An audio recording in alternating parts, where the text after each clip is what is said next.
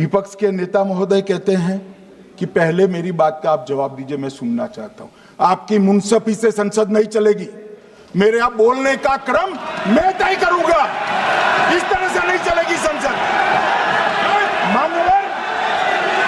मान्यवर, उनको धैर्य रखना चाहिए, उनको धैर्य रखना चाहिए मेरा जवाब सुनने का।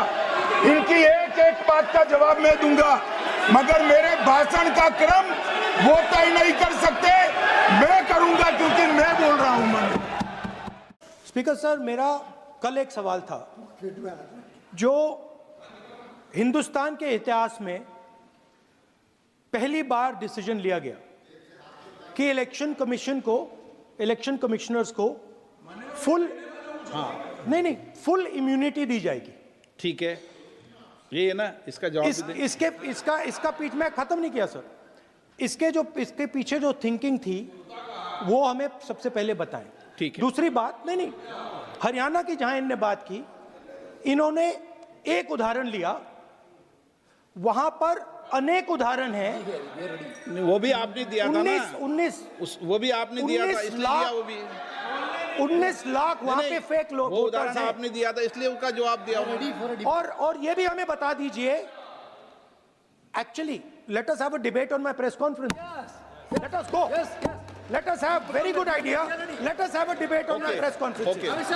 Amit Shah ji, I challenge you to have a debate on the 3 press conferences. Please. ठीक है, बैठ जाइए। माननीय, प्लीज माननीय, आपने बात की थी, प्लीज।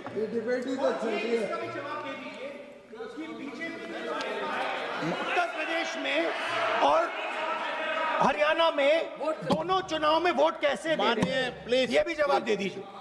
माननीय गृह मंत्री जी। मान्यवर, पहली बात मैं स्पष्ट करना चाहता हूं, मैं 30 साल से विधानसभा और संसद में जनप्रतिनिधि के रूप में चुनकर आता हूं। मुझे लंबा अनुभव है संसदीय प्रणाली का। विपक्ष के नेता महोदय कहते हैं कि पहले मेरी बात का आप जवाब दीजिए, मैं सुनना चाहता हूं। आपकी मुनसफी से संसद नहीं चलेगी। मेरे आप बोलने का क्रम मैं तय करूंगा। इस तरह से नहीं चलेगी संसद। मान्यवर, उनको धैर्य रखना चाहिए, मेरा जवाब सुनने का। इनकी एक एक बात का जवाब मैं दूंगा, मगर मेरे भाषण का क्रम वो तय नहीं कर सकते, मैं करूंगा क्योंकि मैं बोल रहा हूं।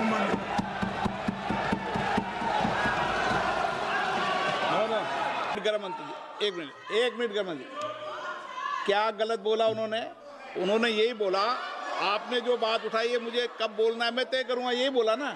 उसमें क्यों उत्तेजित हो रहे हो आप? हाँ, आपके 2-2 मिनट में खड़े होने से थोड़ी जवाब देते रहेंगे। नो, माननीय गृह मंत्री, नहीं होगा। मैं आपको फिर मौका दूंगा, आपको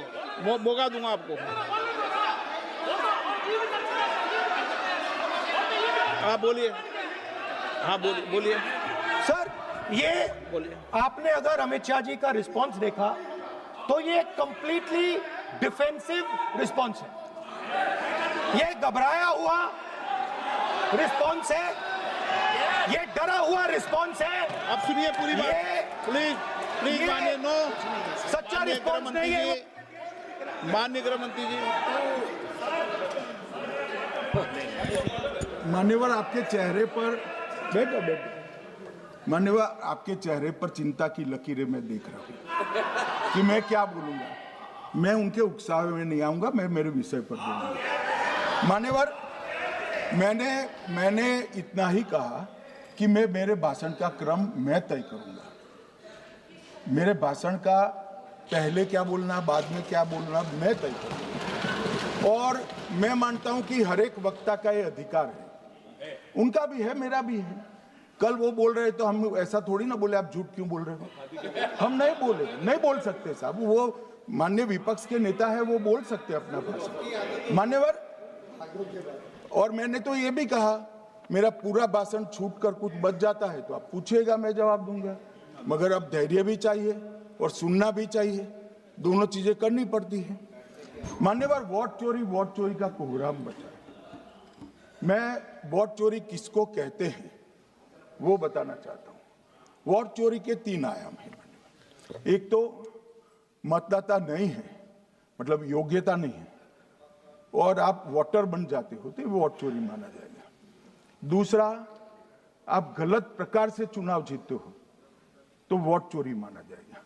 और तीसरा, जनादेश को डिफाई करते हो, मतलब वोट के विपरीत आप कोई पद प्राप्त कर लेते हो तो भी एक प्रकार से वोट चोरी होता है। अरे सुनो ना, क्यों जल्दबाजी करते हो मानिकम, क्यों? अब मैं 3 वोट चोरी की घटनाएं बताना चाहता हूं। सबसे पहली घटना हुई आजादी के बाद देश का प्रधानमंत्री तय करना था। तय कौन करना था? तो उस वक्त के जितने प्रांत थे इसके कांग्रेस के अध्यक्षों ने, उनके एक एक वोट से तय होना था। अब 28 वोट श्री सरदार पटेल को मिले और 2 वोट जवाहरलाल नेहरू जी को मिले।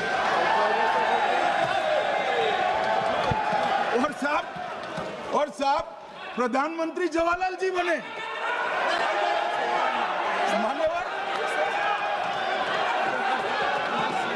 मान्यवर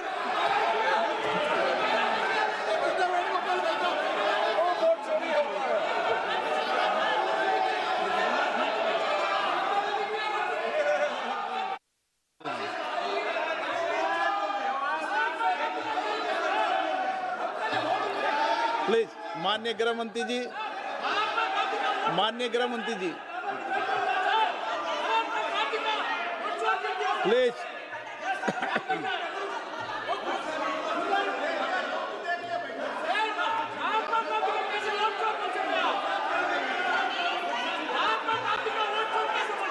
बैठो बैठो, बैठिए माने, प्लीज प्लीज प्लीज।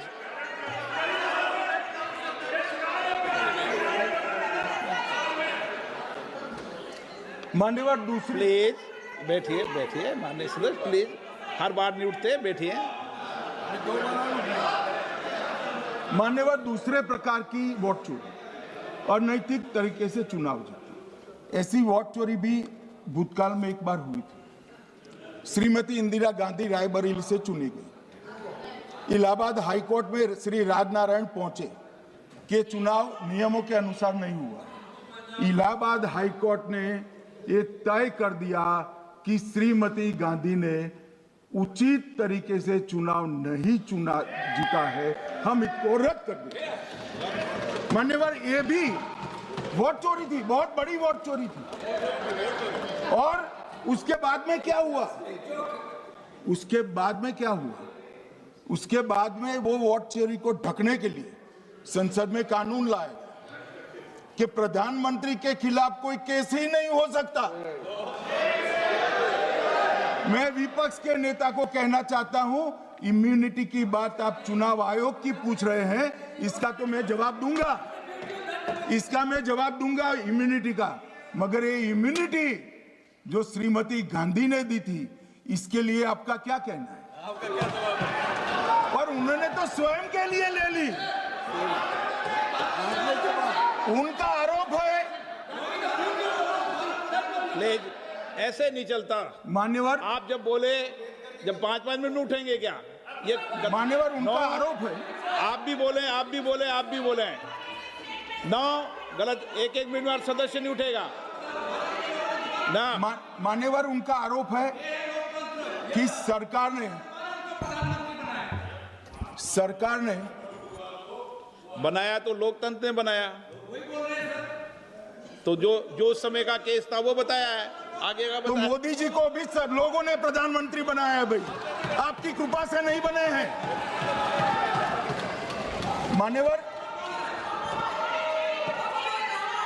मान्यवर, नो प्लीज, ऐसे माननीय तरीका ठीक नहीं है आपका, 2-2 मिनट में उठना। मान्यवर, विपक्ष के नेता ने कहा कि आपने चुनाव आयुक्तों को इम्यूनिटी दी। इनका आरोप सत्य नहीं है, मैं इसकी बात बाद में करता हूं। परंतु हमने तो चलो मानो चुनाव आयुक्त को इम्यूनिटी दी, श्रीमती गांधी ने तो अपने आप को इम्यूनिटी दी। और फिर फिर जब ये संवैधानिक सुधार के वायरस चैलेंज हुए तो वो केस जीतने के लिए 2, 3 और 4 नंबर के सर्वोच्च न्यायालय के जज को बाईपास कर चौथे नंबर के जज को चीफ जस्टिस बनाया और वहां केस भी जीत लिया। और मान्यवर, तो इतिहास है, कौन जुटला सकता है? इनको कोई पढ़ाता नहीं है इतिहास, ये तो इतिहास है, सर्वोच्च अदालत और संसद के रिकॉर्ड में रखा हुआ इतिहास है। इसके खिलाफ लल्लन सिंह जैसे कितने लोग पूरा जीवन लड़े बिहार में, इमरजेंसी के खिलाफ जेल में गए, लाखों लोग गए। और तीसरी वोट चोरी कहना चाहता हूं, तीसरी वोट चोरी का प्रकार मैंने बताया था कि योग्यता नहीं है और मतदाता बन जाना। अभी एक वाद पहुंचा है, वाद मतलब डिस्प्यूट पहुंचा है दिल्ली की सिविल अदालत में।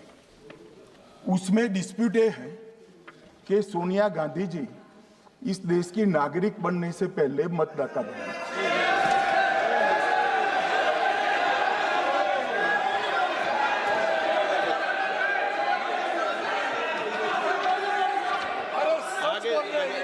आगे सुनो, बोल के आ रहे, पूरी बात तो सुनो। मान्यवर,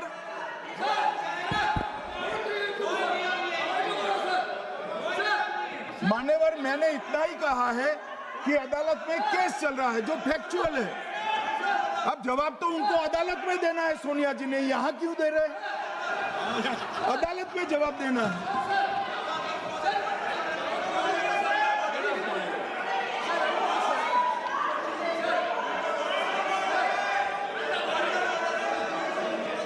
बीच के भाषण में पॉइंट ऑफ ऑर्डर नहीं होता। नहीं है सर, मुझे याद है जो माननीय सदस्य नहीं है, ये 352 ये रहा, 352 टेबल पे रहता है, मुझे वहां याद है 352। Home Minister is speaking about an issue which is pending in the court. Actually, what happens is, Rosavini court, some senior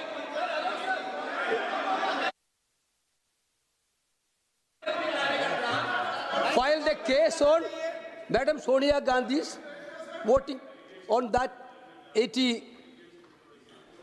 Sir, that Ross Avenue court dismissed that case without, there is no substance in that case. After that, the same person given an appeal. Gandhi not even voted in that election. I am challenging Home Minister. Okay. Sonia Gandhi not even voted that election. Can you prove it? Can you prove it? Sir, misleading statement a Home Minister doing.